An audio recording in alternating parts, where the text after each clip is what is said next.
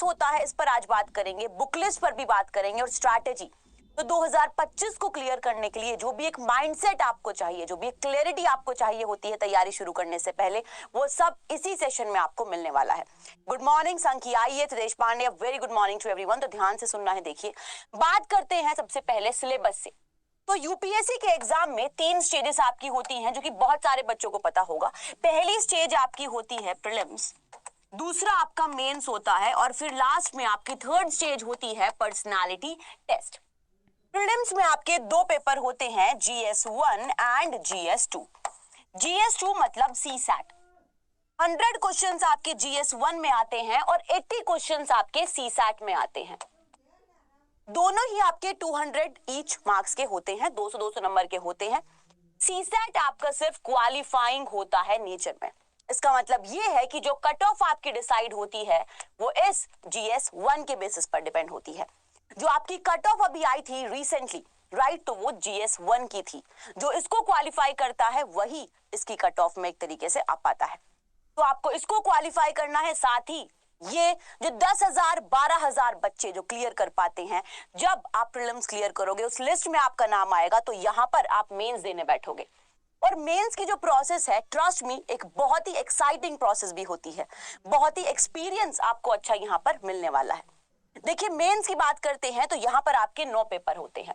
सबसे पहले आपके GS पेपर्स की बात करते हैं। तो GS पेपर आपका GS1, GS2, GS3, GS4, ये 4 GS पेपर आपके होते हैं, जो कि 250 ईच यानी 250 नंबर का एक पेपर आपका होता है। साथ ही एस्से का पेपर होता है और ये भी आपका 250 मार्क्स का ही होता है। अब ये मिलाकर कितने हो गए हैं? देखिए, ये 250, 250, 500, 1000 मार्क्स का आपका सिर्फ GS हो जाता है। साथ ही एस्से मिलाकर आपका 1250 का ये टोटल पेपर हो जाते हैं। अब इसके अलावा क्या है? तो इसके अलावा आपके ऑप्शनल होता है। ऑप्शनल के आपके 2 पेपर होते हैं, पेपर 1 एंड पेपर 2। यहां पर आपका स्कोर बहुत इंपॉर्टेंट हो जाता है। ये भी आपके 250 मार्क्स के होते हैं।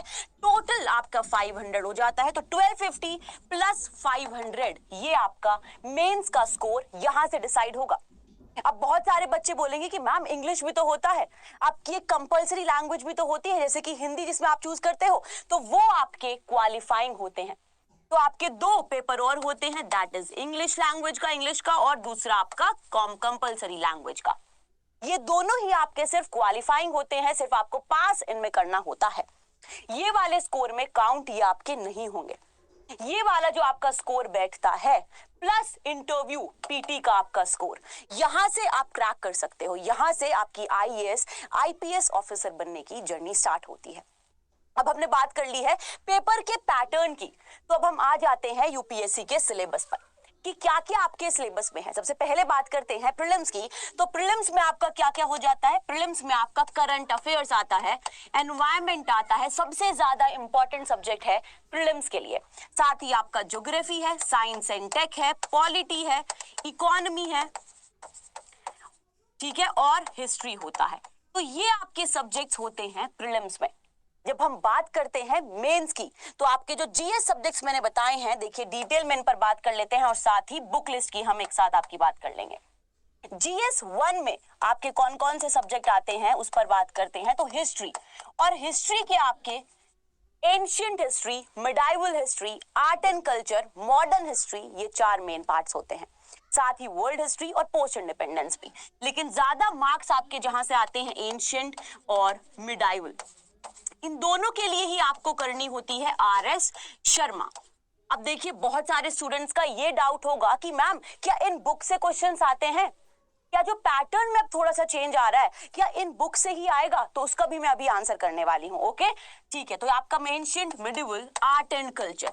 आर्ट एंड कल्चर के लिए एक आपकी 11th क्लास की NCERT होती है रेड कलर की, और साथ ही नितिन सिंह घानिया, ठीक है। तो ये आपको आर्ट एंड कल्चर से काफी क्वेश्चंस क्योंकि आपके आते हैं। अब हम आते हैं मॉडर्न हिस्ट्री पर। तो मॉडर्न हिस्ट्री के लिए बिपिन चंद्रा है और आपकी स्पेक्ट्रम है जिसमें पॉइंट वाइज दिया हुआ है। इसके बाद GS1 में आपका क्या होता है? ज्योग्राफी है, भूगोल। इसके लिए क्या करना है आपको? 6th to 12th एनसीईआरटी करनी है और एनसीईआरटी ज्योग्राफी की सबसे ज्यादा इंपॉर्टेंट है। अगर आप मुझसे ये पूछोगे कि मेरी जो जर्नी रही है उसमें सबसे ज्यादा एनसीईआरटी मैंने कौन से सब्जेक्ट की पढ़ी है, तो वो ज्योग्राफी ही है। और ट्रस्ट मी, एक अच्छा स्कोर के लिए ज्योग्राफी ने मुझे बहुत हेल्प भी करी है।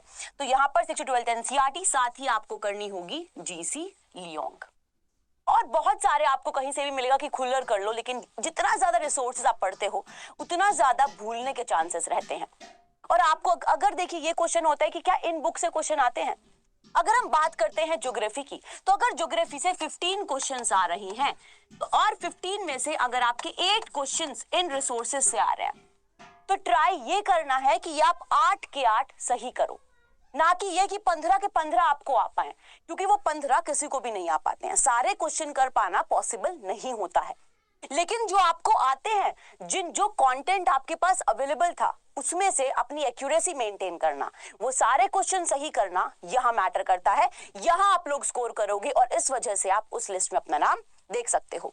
तो देखिए, ज्योग्राफी की हमने आपकी बात कर ली है। उसके बाद हम आपका आते हैं, यहां पर है सोशल इश्यूज। अब सोशल इश्यूज के लिए ऐसी कोई बुक आपकी नहीं है, सोसाइटी की आप एनसीईआरटी कर सकते हो। साथ ही ठीक है, अड्डा 24/7 आईएएस का आपको मटेरियल जो मिलता है वो काफी हेल्पफुल आप लोगों के लिए हो सकता है। जीएस2 की इसके बाद हम बात करते हैं। जीएस2 में कौन कौन सब्जेक्ट आते हैं इस पर बात करते हैं। तो देखिए कौन कौन सब्जेक्ट आपके जीएस2 में आते हैं। पॉलिटी आता है, पॉलिटी के लिए आपकी 11th क्लास की एनसीईआरटी आपको करनी है, साथ ही एम लक्ष्मीकांत करनी होती है। पॉलिटी एंड गवर्नेंस आपका यहाँ आ जाएगा। साथ ही आपका इंटरनेशनल रिलेशंस आता है, जिसके लिए आपको करंट अफेयर्स पर ही डिपेंड करना होगा। अब आप बोलोगे मैम करंट अफेयर्स के लिए क्या करना है, तो करंट अफेयर्स के लिए आपको द हिंदू न्यूज़पेपर डेली करना होगा या फिर इंडियन एक्सप्रेस। तो डेली 1 घंटा आपको न्यूज़पेपर को देना ही होगा, ठीक है। साथ ही इंटरनेशनल रिलेशंस के लिए आपकी बुक भी आती है, पवनीत सिंह जैसे की एक बुक है, ठीक है, तो वो भी आप कर सकते हो। जीएस3 की जब हम बात करते हैं तो यहाँ पर आपका आता है इकोनॉमी। अब इकोनॉमी एक डिफिकल्ट सब्जेक्ट है और कॉन्सेप्चुअल क्वेश्चन यहाँ पर आते हैं, तो उस कॉन्सेप्ट्स को क्लियर करना डिफिकल्ट हो जाता है। लेकिन कैसे आप कर सकते हो, सबसे पहले तो एनसीईआरटी आपकी जो 11th एंड 12th क्लास की एनसीईआरटी है उनको घोल कर पी जाना है। यानी एक भी लाइन ऐसी ना हो जो आपको समझ में ना आ रही हो, क्लियरली आपको समझ में आने चाहिए सारे कॉन्सेप्ट्स यहाँ के। तो एनसीईआरटी आपको करनी है। साथ ही इकोनॉमी की भी आपकी नितिन सिंघानिया भी है, वो भी आप कर सकते हो, ठीक है। और भी रमेश सिंह बुक है, वो भी आप कर सकते हो, ठीक है। बहुत सारी बुक्स आपकी इकोनॉमी के लिए है, लेकिन एक जगह वो कंटेंट आपको बनाना होता है, तो नोट्स एक बहुत ही इंपॉर्टेंट रोल प्ले करते हैं इकोनॉमी में। उसके बाद आपका साइंस एंड टेक आता है और साइंस एंड टेक के लिए आप 8th to ठीक है 6th to 8th एनसीईआरटी कर सकते हो। साथ ही करंट अफेयर्स यहाँ पर बहुत इंपॉर्टेंट रोल प्ले करता है। इसके बाद आपका एनवायरमेंट एंड डिजास्टर मैनेजमेंट यानी आपदा प्रबंधन। देखिए आपदा प्रबंधन के लिए आज सच कोई बुक नहीं करनी है कि कोई मोटी बुक लेकर बैठ जाओगे। ऐसे सब्जेक्ट्स के लिए भी इसके लिए आपको इंटरनेट सर्फिंग करनी होती है, जो भी टॉपिक्स दिए गए हैं वो आपको करने होते हैं। डिजास्टर मैनेजमेंट आपदा प्रबंधन में कि आपका साइक्लोन चक्रवात है, हीट वेव्स, कोल्ड वेव्स, ये सब आपको टॉपिक्स करने होते हैं। नोट आपको प्रिपेयर करने होंगे हर एक टॉपिक पे। इसके लिए एनवायरमेंट के लिए आपको क्या करना होगा, तो एनवायरमेंट के लिए बुक आपकी है जो कि आप कर सकते हो। साथ ही आप क्या कर सकते हो, यहाँ पर अड्डा 24/7 आईएएस का मटेरियल भी 2 PM पर मेरी एक क्लास होती है जिसमें मैं एनवायरमेंट आपकी कंप्लीट करा रही हूँ, तो वो भी आप लोग देख सकते हो। इसके साथ आपका आता है आंतरिक सुरक्षा यानी इंटरनल सिक्योरिटी, और ये भी इंटरनेट से ही कवर करना ज्यादा बेहतर रहता है rather than covering a book. तो बहुत सारे हमें मल्टीपल रिसोर्सेस रेफर करने होते हैं इन छोटे सब्जेक्ट्स के लिए। GS4 पर जब हम आते हैं तो GS4 में आपका एथिक्स है। देखिए जब आप ऑफिसर बनना चाहते हो तो कुछ वैल्यूज होना, मोरल्स होना, ये सब चीजें जरूरी हैं एक ऑफिसर में, एक एडमिनिस्ट्रेटर में, एक सिविल सर्वेंट में, क्योंकि लोगों की सर्विस के लिए आप लोग होंगे और इसीलिए ये सब्जेक्ट आपका यहाँ पर आ जाता है। ऑप्शनल की जब हम बात करते हैं तो बच्चे पूछते हैं कि मैम कौन सा ऑप्शन लेना चाहिए, तो ऑप्शनल पेपर सबसे पहले आप वो लीजिए जिसमें आपका इंटरेस्ट हो, जिसमें आप सोचते हैं कि आप एक अच्छा स्कोर कर सकते हो। बहुत सारे एग्जाम्पल हमारे पास ऐसे हैं, जैसे कि इशिता किशोर हैं, जिनकी उन्होंने जो अपनी ग्रेजुएशन जो करी थी वो करी थी दूसरे सब्जेक्ट में, दैट इज कौन सब्जेक्ट था वो, ओके, तो उन्होंने वो करी थी अपनी इकोनॉमिक्स में, लेकिन जब उन्होंने अपना ये अटेम्प्ट दिया तो ऑप्शनल उनका था PSIR, इसीलिए ऑप्शनल आपको वो लेना चाहिए जिसमें आपका इंटरेस्ट होता है। तो अपने इंटरेस्ट के अकॉर्डिंग ऑप्शनल आप लोगों को लेना है। अब ये सारी चीजें आप कैसे कवर कर सकते हो? एक साल में 2025 का अटेम्प्ट आप लोग देना चाहते हो तो उसके लिए IAS फाउंडेशन बैच भी आप लोगों के लिए लॉन्च हो चुका है अड्डा 24/7 IAS की तरफ से, जहां पर आप ये सारी चीजें एक साथ कवर कर सकते हो, जहां पर आपको ऑप्शनल, यहाँ जब हम ऑप्शनल की बात करते हैं तो इसकी गाइडेंस आपको यहाँ पर 24/7 IAS के प्लेटफॉर्म पर भी मिल जाती है, लेकिन जब हम बात करते हैं सारे GS सब्जेक्ट्स आपके यहाँ कवर हो जाएंगे, आपके प्रीलिम्स का GS और CSAT यहाँ पर कवर हो जाता है। और ये आप कैसे ले सकते हो, बहुत सारे बच्चे बोलते हैं, तो वो भी मैं एक बार आपको बता देती हूँ। आपको यहाँ पर खोलना होगा Google,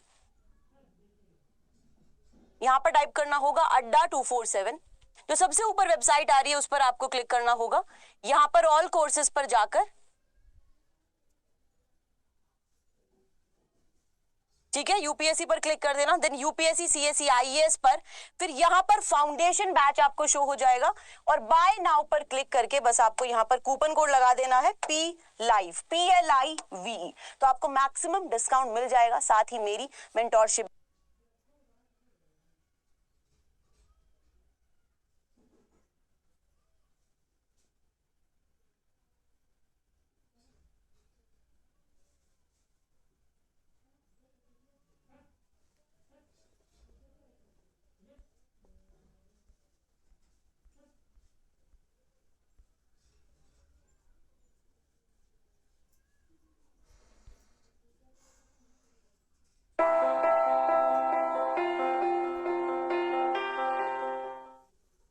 Hello everyone, my name is Srishti Jayant Deshmukh. I'd like to start by first telling you about the organization of notes. Now I feel that the syllabus which we have got, the UPSC syllabus, is our guiding light.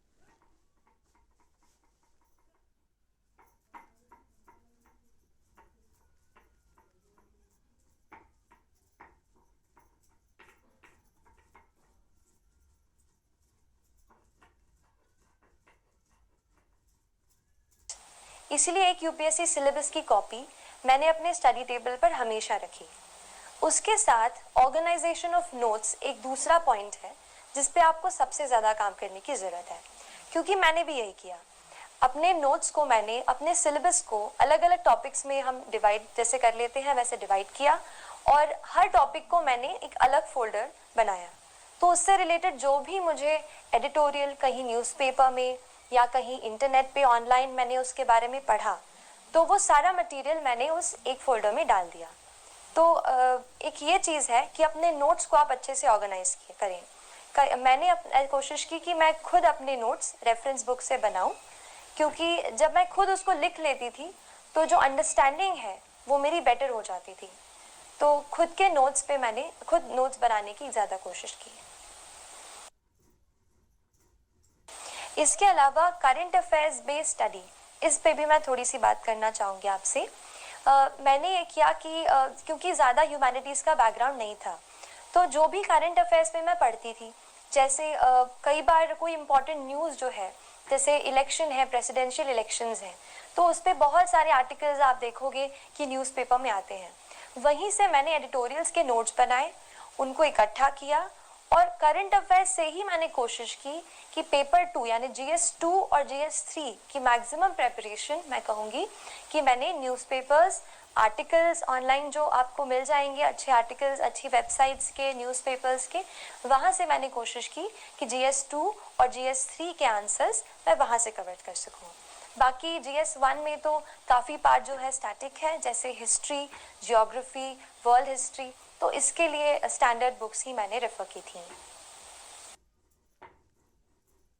Next चीज़ जो मैं आपसे share करना चाहूँगी और मुझे लगता है कि ये चीज़ बहुत इम्पॉर्टेंट है यूपीएससी के लिए, वो है आंसर राइटिंग। जनरल स्टडीज़ और ऑप्शनल के जो टोटल हमारे रिटन के मार्क्स हैं, वही मार्क्स हैं जो हमें कहते हैं ना आखिर आपको रैंक अच्छी दिलाएंगे। तो आप जैसे मैंने ये किया कि आंसर राइटिंग पे शुरू में बहुत डर लगता था कि आंसर अच्छे से नहीं लिख पा रही हूँ, और क्योंकि इंजीनियरिंग बैकग्राउंड से हूँ तो बस पॉइंट्स में छोटा छोटा लिखने की आदत है। लेकिन जैसे सोशियोलॉजी ऑप्शनल है, आपको डिटेल में सब बताना पड़ता है, और जनरल स्टडीज़ हैं, कुछ डेफिनेशंस रहती हैं, तो मुझे भी शुरू में काफ़ी डर लगता था आंसर्स लिखने से। लेकिन इस डर पे थोड़ा सा मैंने काबू करने की कोशिश की, और हर रोज़ एटलीस्ट 1 से 2 आंसर मैंने रोज़ लिखने की कोशिश की। तो ये चीज़ मैंने की, 1-2 आंसर 1-2 मैं रोज़ लिखती थी। और उसके बाद फिर मैंने कुछ टेस्ट सीरीज़ ज्वाइन की, जिसमें मैं हर संडे को कोई एक टॉपिक रहता था जिसको मैं पूरे वीक में पढ़ती थी, और वही टॉपिक्स के मैं आंसर्स लिखती थी। तो क्योंकि कॉम्पिटिटिव एग्ज़ाम है, आपको 1 या आधा मार्क एक्स्ट्रा स्टील करना है, तो इसके लिए आप कोशिश करें कि अपनी रीडिंग वाइड रखें और आंसर राइटिंग की बहुत सारी प्रैक्टिस करें। आंसर राइटिंग की अगर बात कर रही हूँ तो ये बता देती हूँ कि थोड़ा सा मैंने कोशिश की कि कुछ ऐसे सॉल्ट जैसा अपने आंसर में ऐसा स्प्रिंकल करूँ कि आंसर की क्वालिटी अच्छी हो जाए और एग्जामिनर थोड़ा एक्स्ट्रा मार्क्स दे दे। तो इसके लिए मैंने कोशिश की, जैसे फैक्ट्स कहीं से अपन जैसे न्यूज़पेपर पढ़ते हैं, कोई फैक्ट्स पढ़ते हैं, उसको मैंने पहले एक बुक में अलग से नोट कर लिया था। वो फैक्ट्स फिर मैंने एग्ज़ाम के बहुत जल्दी पहले ही एग्ज़ाम के जस्ट पास में ही मैंने वो लर्न कर लिए वो फैक्ट्स। फिर जैसे कुछ क्वेश्चंस ऐसे हैं जहाँ पर हम कुछ डेफिनेशंस लिख सकते हैं, तो जब आप आंसर को शुरू करते हैं तो आप उस डेफिनेशन से स्टार्ट कर सकते हैं। इसके अलावा कुछ कमिटी की रिपोर्ट्स होती हैं, जैसे ARC रिपोर्ट्स होती हैं, या फिर एक और बहुत इम्पॉर्टेंट रिसोर्स जो मैंने बहुत ही ज़्यादा यूज़ किया है वो है नीति आयोग का 3-year एक्शन एजेंडा। ये जो एक डॉक्यूमेंट है, इसमें आपको गवर्नमेंट की सारी स्कीम्स एक जगह पर मिल जाएंगी, so you understand the perspective of the government.